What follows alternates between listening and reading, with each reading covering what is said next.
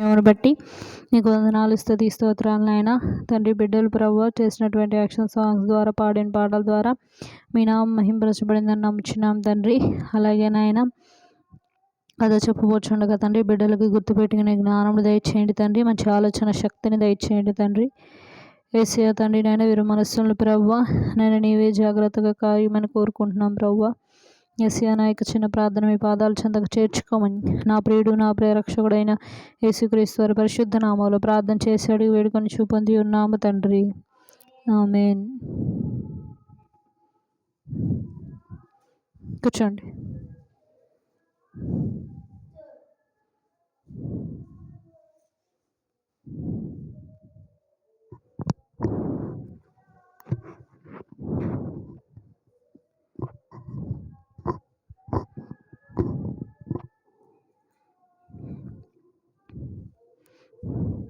ఇటు చూడాలి అందరూ. సరే, ఒక ఊరిలో దావీదు అనే ఒక వ్యక్తి ఉన్నాడు. ఎవరు? ఏం పేరు? దావీదు. విన్నారు ఎప్పుడైనా పేరు? ఏం విన్నారు తన గురించి?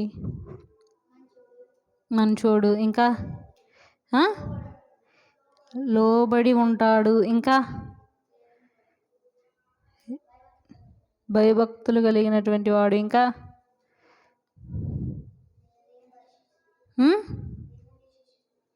దేవుని ఓకే. దీని గురించి పాట కూడా ఉంది, మనం పాడుకుంటాం, అది పాడతాం. సండే స్కూల్ పాటలు కూడా చాలా ఉన్నాయి దావీదు గురించి. అయితే ఈ దావీదు దేవుని యందు భయం భక్తి కలిగిన వ్యక్తే. అర్థమైందా? తను ఏదన్నా యుద్ధాలు చేసేటప్పుడు కూడా ప్రార్థన చేసుకొని యుద్ధానికి వెళ్ళేవాడు. అప్పుడు తనకేమొచ్చేది? విజయం వచ్చేది. ఏమొచ్చేది? కూర్చోవాలి వెళ్ళి. విజయం వచ్చేది. ఎంతమంది యుద్ధం చేయని వీళ్ళకి మాత్రం విజయం ఖచ్చితంగా వచ్చేది. ఎందుకని? దావీదు ఎవరిని నమ్ముకొని యుద్ధం చేసేవాడు? దేవుణ్ణి నమ్ముకొని యుద్ధం చేసేవాడు. అయితే ఈ దావీదు ఒక తప్పు చేశాడు. అసలు ఏంటి ఆ తప్పు అని అంటే, ఒకరోజు తను మేడ గది మీద నుంచొని అటు ఇటు నడుచుకుంటూ వెళ్తున్నాడు. ఏం చేస్తున్నాడు? అటు ఇటు నడుస్తున్నాడు. మామూలుగా అటువైపు నుంచి ఇటు, ఇటువైపు నుంచి అటు నడుస్తూ వెళ్తూ ఉంటే అప్పుడు ఒక స్త్రీ అటు పక్క స్నానం చేస్తుంటే తిని చూశాడు. ఏం చేశాడు? స్నానం చేస్తే ఏం చేశాడు? తిను చూశాడా? అక్కడి నుంచి వెళ్ళిపోయాడా? చూశాడు. మరి అది చూడటం కరెక్టా రాంగా? తప్ప కదా? తను ఎవరిని నమ్ముకొని ఉన్నాడు? దేవుని నమ్ముకొని ఉన్నాడు. దేవుని యందు భయము భక్తి కలిగి ఉన్నాడు. దేవునికి ఎప్పుడు ప్రార్థన చేసుకుంటున్నాడు. మరి ఇలాంటి వాడు అలాంటి చూడటం తప్ప కదా? తప్పే. తినేం చేశాడు? చూసి కిందకు వచ్చేసి కోటలోకి వాళ్ళ పనులను పిలిచాడు. ఎవరిని? పని వాళ్ళని పిలిచి ఆమె ఎవరో కనుక్కొని రండి అన్నారు. ఏమన్నాడు? ఆమె ఎవరో కనుక్కొని రండి అన్నాడు. అనగానే సరే ఎవరామా ఏందని చెప్పి వెళ్ళి కనుక్కొని వచ్చారు. అయ్యా కనుక్కొని వచ్చాం, మరి ఆమె ఎవరో కాదు, ఊరియా భార్య అంట అని చెప్పారు. ఆమెకంటే ఈ లెక్కలో ఏమైంది? ఆమెకి వివాహం అయిందా అవ్వలేదా? వివాహం అయిపోయింది ఆమెకి. అయితే ఎవరి భార్య ఆమె? ఊరియా. ఏం పేరు? ఊరియా యొక్క భార్య. అయితే రాగానే అయ్యా ఇట్లా మరి పలానా ఊరియా భార్య అంటే అవునా అని చెప్పి ఆమెను పిలుచుకురండి అన్నాడు. ఏం చేశారు? ఆమెను పిలుచుకురండి అని ఆమెతో తిను చేయకూడని పాపం చేశాడు. ఎవరు? దావీదు. ఎవరు? దావీదు పాపం చేశాడు తనతో. తర్వాత తను తిరిగి ఇంటికి వెళ్ళిపోయింది. తర్వాత దావీదుకి ఆమెను పెళ్లి చేసుకోవాలనిపించింది. అసలు ఆలోచన కరెక్టేనా? మైండ్ సెట్ కరెక్టేనా? అయినప్పటికీ కూడా తనకు పెళ్లి చేసుకోవాలని ఉంది. ఇప్పుడు పెళ్ళికి ఎవరు అడ్డున్నారు? ఎవరు ఎవరు ఆయన పేరేంటి? ఊరియా. అయితే తిని అడ్డుకున్నాడుగా, ఊరుకుంటాడా? పెళ్లి చేసుకుంటాడైనా ఊరుకుంటాడా? ఖచ్చితంగా తిడతాడు. అందుకని ఏం చేద్దామని చెప్పి తినని ఎట్లాగైనా యుద్ధం చేసేటప్పుడు యుద్ధంలో తినను కూడా చనిపోయేలా చేయాలి అని దావీదు ప్లాన్ వేశాడు. ఏం చేశాడు? ఏం ప్లాన్ అది? ఊరియాని ఆ యుద్ధంలో కలిపి చంపేయాలి, అప్పుడు మనం చక్కగా పెళ్లి చేసుకోవచ్చు అనే ఉద్దేశంతో యుద్ధానికి వచ్చినప్పుడు ఊరియా దావీదు రాజు కదా, కాబట్టి ఊరియా ఏం చెప్తే అది వినేవాడు, చక్కగా ఒదిగి ఉండేవాడు దావీదు దగ్గర, చెప్పిన మాట వినేవాడు. అయితే రా నువ్వు యుద్ధానికి వెళ్దామని చెప్పి దావీదు ఊరియాని తీసుకొని వెళ్తే ఆ శత్రువులతో తిను మరణించేలాగా చేశాడు. అది కావాలని జరిగిందా, అనుకోకుండా జరిగిందా మరణించటం? కావాలనే దావీదు చేశాడు. ఇప్పుడు చేసిన తర్వాత ఎవరైనా అడ్డున్నారా తనకి వివాహం చేసుకోవడానికి? చక్కగా తనని పెళ్లి చేసుకునేవాడు. అసలు ఈ యొక్క కార్యక్రమం అంతా కూడా దావీదు ఏ మనస్తత్వంతో చేశాడు? చెడ్డ మనస్తత్వం, ఇంకా గర్వం. నన్ను ఎవరేమంటారు, నేను రాజు స్థానంలో ఉన్నాను, నన్ను ప్రశ్నించేవాడు ఎవరు ఉంటారు అనే ఉద్దేశంతో చేశాడు ఇదంతా. కానీ ఎవరు చూస్తున్నారు ఇదంతా? దేవుడు చూస్తాడా? చూడ్డా? ఖచ్చితంగా చూస్తాడు. అప్పుడు దేవుడు నాతాను అనే ప్రవక్తతో మాట్లాడి, నువ్వు తనతో వెళ్ళి మాట్లాడరా అంటే, సరేనయ్యా వెళ్తున్నాను నేను అని చెప్పి ఆ నాతాను ప్రవక్త వచ్చి ఈ దావీదుతో మాట్లాడాడు. దావీదు, మరి నీతో ఒక విషయం చెప్పమన్నాడు దేవుడు అంటే, అవునా, ఏంది చెప్పు, ఏంది సడన్గా వచ్చారు ప్రవక్త గారు, ఏంది మాట్లాడండి అన్నాడు. అంటే అప్పుడు తిన ఒక చిన్న స్టోరీ చెప్పాడు. ఏం చెప్పాడు?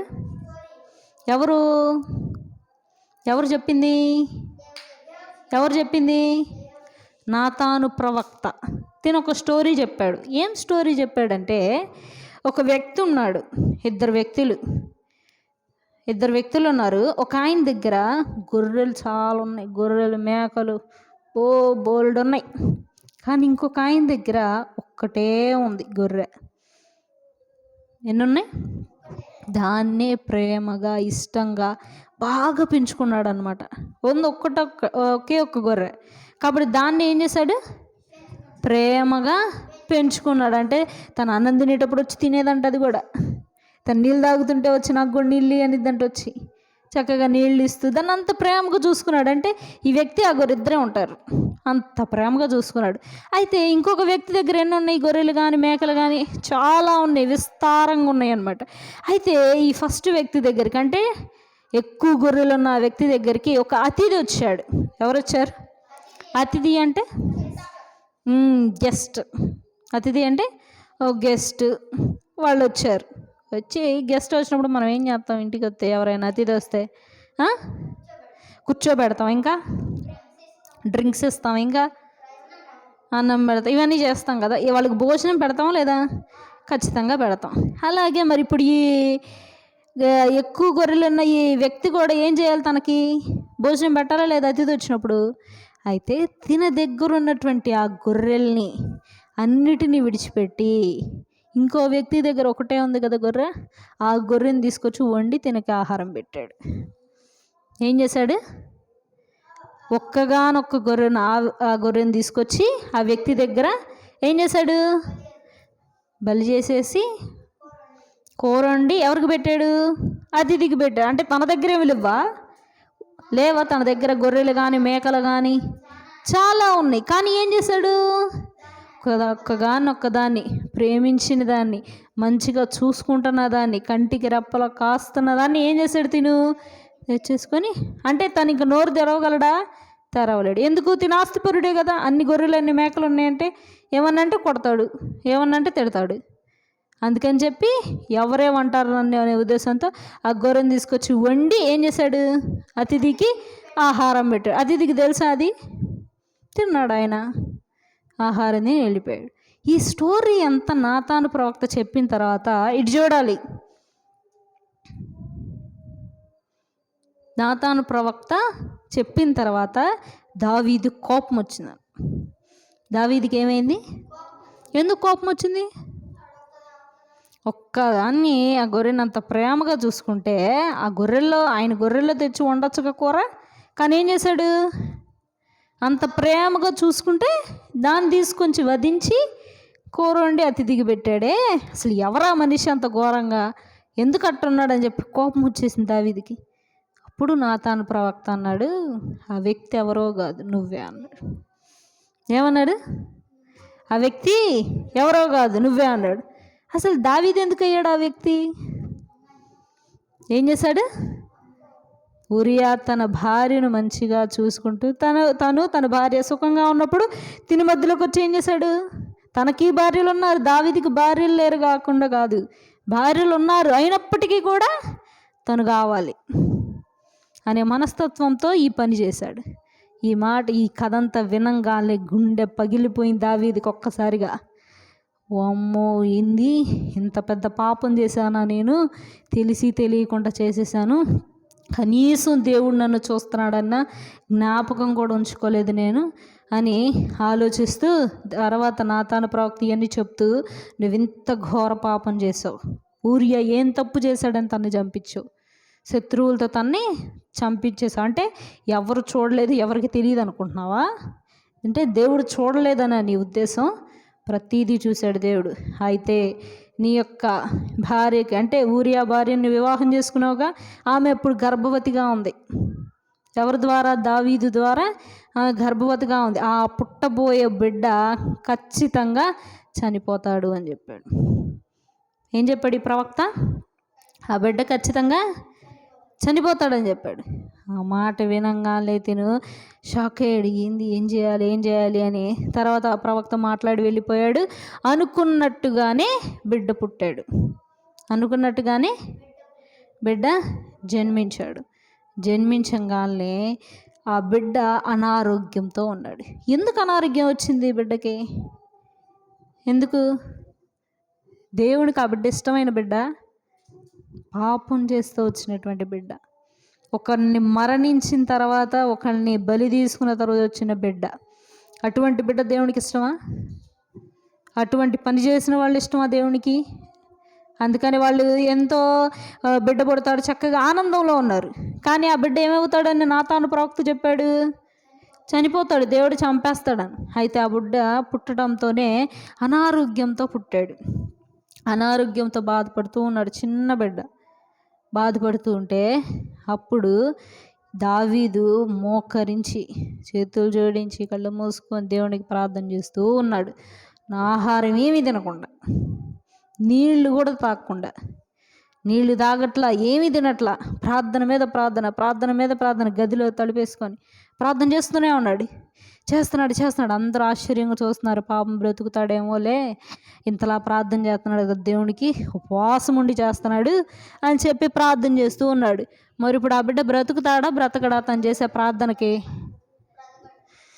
ఎందుకు బ్రతుకుతాడు, ఎందుకు బ్రతకడు?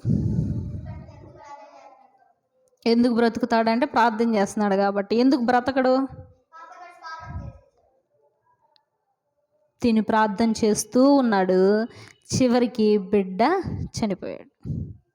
ఏమయ్యాడు? బిడ్డ చనిపోయాడు. అప్పుడు వాళ్ళ జనాలు ఉంటారు కదా రాజు దగ్గర, వాళ్ళందరికీ తెలియంగానే బిడ్డ చనిపోయాడని, అయ్యో ఇప్పుడు రాజుకు చెప్తే ఏమనుకుంటాడో ఏమో, ఇంకా ఏడుస్తాడేమో, ఇంకా బాధపడతాడేమో, ఇంకా ఎక్కువగా అరుస్తూ ఏడుస్తాడేమో అని చెప్పి వీళ్ళు మాట్లాడుకుంటుంటే ఆ మాటలు దావీదుకి వినపడినాయి. ఆ మాటలు ఎవరికి వినపడింది? ఎవరికి? దావీదుకి వినపడితే తను గడిదీసి బయటకు వచ్చి బిడ్డ చనిపోయాడా అన్నాడు. ఏమన్నాడు? చనిపోయాడా అంటే అవునయ్యా బిడ్డ చనిపోయాడు. ఆ మాట వినంగానే దావీదు వెంటనే ఏం చేస్తుంటాడు? ఇంకా మీరు చెప్పినవి ఏవి చేయలే దావీదు. ఏడవలేదు, బాధపడలేదు. బిడ్డ చనిపోయాడని తెలియంగానే తను లెగిశాడు, స్నానం చేశాడు, వచ్చి ఆహారం తిన్నాడు. ఏం చేశాడు? లేచాడు, స్నానం చేసి ఆహారం తిన్నాడు. ఎందుకు ఆహారం తిన్నాడు? ముందు తినలేదు కదా, ఉపవాసం ఉన్నాడు కదా. సో వచ్చి ఆహారాన్ని తిన్నాడు. అందరు షాక్ అయ్యారు, మీరు షాక్ అయినట్టే.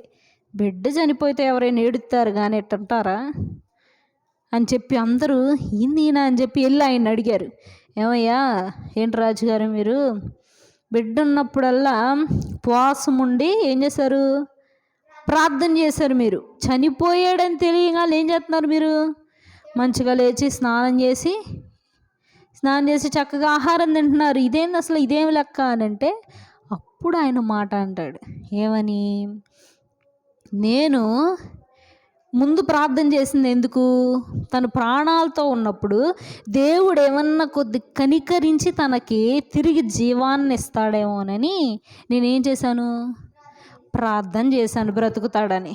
కానీ తను ఎప్పుడైతే మరణం అయిపోయాడో, ఇంకంటే మరణం అయిన తర్వాత తిరిగి వస్తాడా, ఇంకా రాడు. నేను తన దగ్గరికి వెళ్ళాలి కానీ నా దగ్గరికి తను, అంతే కదా, చనిపోయిన వాళ్ళ దగ్గరికి మనం వెళ్ళాలి కానీ మన దగ్గరికి వాళ్ళు వస్తారా, రారు కదా. అందుకని ఈ మాట అన్నాడు, నేను వాడి దగ్గరికి వెళ్తాను, అంతేగాని వాడు నా దగ్గరికి రాడు. కాబట్టి చనిపోయాక నేను మళ్ళీ బ్రతికించడానికి నేను దేవుణ్ణేమి కాదు. అందుకనే నేను సైలెంట్గా పక్కకు వచ్చేసాను. దేవుడు నాకు ఇంకో బిడ్డను ఖచ్చితంగా ఇస్తాడని ప్రార్థన చేసుకున్నాడు. తను చేసిన తప్పంతా కూడా దేవుని ఎదుట, వాళ్ళిద్దరూ భార్యాభర్తలు ఇద్దరు దేవుని ఎదుట తప్పు ఒప్పుకొని ప్రార్థన చేశారు. దేవుడు వాళ్ళకి 2 బిడ్డలను మరలా ఇచ్చాడు. ఎవరిని, 2 అంటే చాలా బిడ్డలను ఇచ్చాడు. ఫస్ట్ ఎవరిని ఇచ్చాడంటే సొలొమోను. ఎవరిని, ఏం పేరు, సొలొమోనుని ఇచ్చాడు. తర్వాత యెదిద్యా అనే వ్యక్తిని కూడా 2 కుమారులను ఇచ్చాడు. మరి వాళ్ళిద్దరూ పాపం ద్వారా వచ్చిన వాళ్ళు కదా, వాళ్ళిద్దరూ కూడా ఎందుకు దేవుడు వాళ్ళకి ఆ బిడ్డలను ఇచ్చాడు, తిరిగి మళ్ళీ ఒక బిడ్డను తీసేసుకున్నాడు దేవుడు, మరలా ఎందుకు ఇచ్చాడు దేవుడు, వాళ్ళు చేసిన తప్పు కదా. తప్పు తెలుసుకొని ఏం చేశారు, వాళ్ళు ప్రార్థన చేశారు, ఇంకోసారి తప్పు చేయమయ్యా, మమ్మల్ని క్షమించయ్యా అని చెప్పి ఏం చేసుకున్నారు, దేవుని దగ్గర ప్రార్థన చేసుకొని కన్నీరు విడిచి క్షమాపణ అడిగితే అప్పుడు దేవుడు కనికరించి వాళ్ళకి ఎవరినిచ్చారు, బిడ్డలు ఇచ్చారు. ఫస్ట్ కొడుకు పేరు ఏంటి, రెండవ అతని పేరు యెదిద్యా. ఏం పేరు, యెదిద్యా. కాబట్టి మనం కూడా ఎప్పుడు దేవుడు మనల్ని చూడట్లేదులే అనుకొని, ఎవరూ చూడట్లేదు కాబట్టి దేవుడు కూడా చూడట్లేదులే అనుకొని మనం పాపం చేస్తే దావీదుకు వచ్చిన శిక్ష మనకు కూడా రావచ్చు, ఖచ్చితంగా వస్తుంది. కాబట్టి మనుష్యులకు కాదు మనం భయపడాల్సింది, ఎవరికి, దేవునికి భయపడాలి. మనుషులు ఈరోజు మంచి చెప్పమంటారు, రేపు చెడు కూడా చెప్పమంటారు, అవునా కాదా. కానీ దేవుడు మాత్రం ఎప్పుడు మంచి చెప్పమంటాడు. కాబట్టి మీరు ఎవరికి ఎక్కువ భయపడాలి, దేవునికి ఎక్కువగా భయపడాలి. ఇక్కడ దావీదు మనుషులకు భయపడ్డాడా లేక దేవునికి భయపడ్డాడా, ఎవరికి, మనుషులకి భయపడ్డాడా, చెప్పండి. దేవునికి భయపడి ఉంటే ఆ పాపం చేసేవాడా, మనుషులు ఏం చేయగలరని చెప్పి తనకిష్టం వచ్చింది చేశాడు. మనుషులు ఏం చేయలేరులే, ఏం చేయగలరా వాళ్ళైనా అని చెప్పి తనకిష్టం వచ్చింది తను చేసుకుంటా వెళ్ళాడు. తిరిగి చిన్న బిడ్డ మరణం అవటానికి ఆ తల్లిదండ్రులు 2 కారణమయ్యారు, అంతే కదా. ఆ బిడ్డది ఏమైనా తప్పు ఉందా, ఆ బిడ్డ ఏమైనా పాపం చేసిందా, ఎవరు తప్పు చేశారు, తల్లిదండ్రులు 2 తప్పు చేశారు. చివరికి ఆ తప్పు ఒప్పుకున్నారు. దేవుడు వాళ్ళిద్దరిని కూడా ఏం చేశాడు, క్షమించేశాడు. కాబట్టి మీరు కూడా ఎప్పుడు దేవుడు చూస్తున్నాడనే భయము మీలో ఉండాలి. ఏ పని చేసినా, ఒకరితో మాట్లాడినా, ఎవరినైనా తిడుతున్నప్పుడు అయ్యో వీళ్ళని తిట్టడానికి వెళ్తున్నాను నేను, దేవుడు చూస్తున్నాడు, నన్ను ఏమైనా అంటాడేమో దేవుడు అన్న భయం మీలో ఉండాలి. అర్థమవుతుందా. ప్రతిదీ స్కూల్కి వెళ్ళేటప్పుడు కానీ, అమ్మ నాన్న ఎవరిని అరిసినప్పుడు కానీ అమ్మో దేవుడు చూసి ఏమైనా అంటాడేమో, ప్రతి విషయంలో కూడా దేవుని యందు భయము భక్తి కలిగి మీరు ఉండాలి. అప్పుడు ఏ పాపం చేయటానికి కూడా ముందడుగు మీరు వెయ్యరు. అర్థమైందా. మోకరించండి, చేతులు జోడించండి, కళ్ళు మూసేయండి.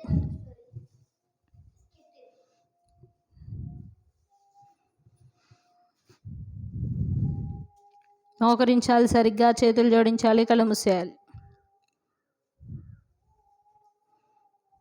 మోకరించాలి అన్న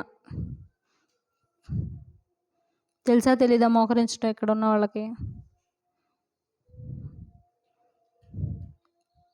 ఏంది, మీకు నడుములు లేవా, మోకరించాలి సరిగ్గా. మీరు కూడా మోకరించండి.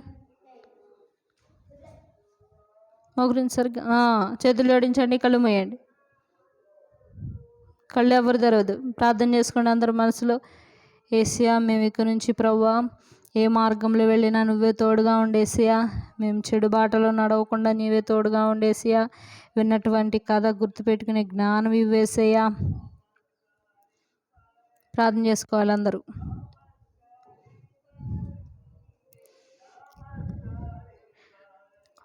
మమ్మల్ని మిక్కిలిగా ప్రేమించిన మా ప్రియ పరలోకపు తండ్రి, మీరు ఇచ్చిన గొప్ప సమయం బట్టి మీకు వందనాలు, స్తుతి స్తోత్రాలు నాయన.